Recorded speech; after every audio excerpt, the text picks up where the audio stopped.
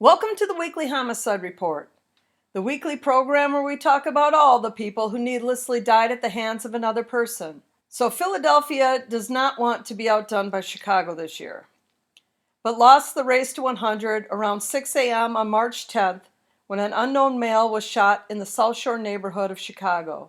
Now keep in mind that Chicago has been slightly better than their per-day murder average from last year, and Philly is running ahead of pace. In fact, at this time last year, Philadelphia had 7 less homicides, and 2021 was a record year for Philly with 559 homicides. Something happened in Philadelphia between 2020 and 2021 that caused this huge increase in homicides. Maybe we'll get into that in a future week if this trend continues. So Baltimore continues on a similar pace to last year.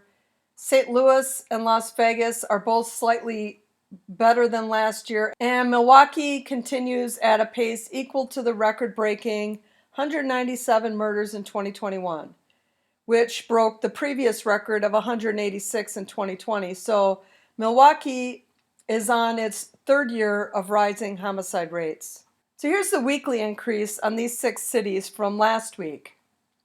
And back to Philly with 12, Chicago and St. Louis at 10, Vegas at 5, Baltimore with 4, and Milwaukee with 2. And looking at each of these numbers compared to each city's population, Philly is nearly half the size of Chicago, and St. Louis, which is by far the smallest population of this group, hung in there last week with Chicago.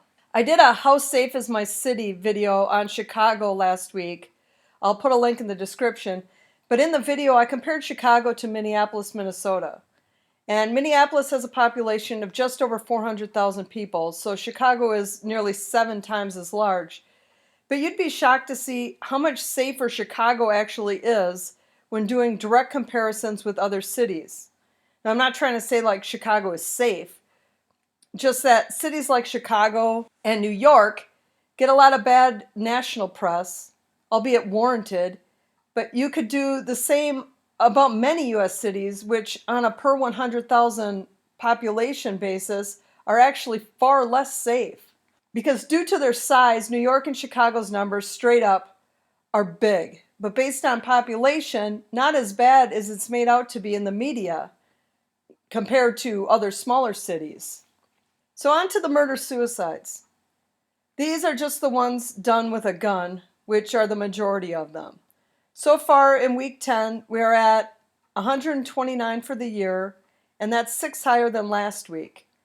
And I have to note that we are currently averaging nearly 2 per day, and that the overall average last year was closer to 1.5 per day. Well, that's all I got for you today, but I'll be back next week with the week 11 numbers.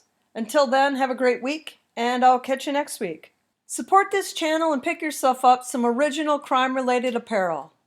Look for the link in the description.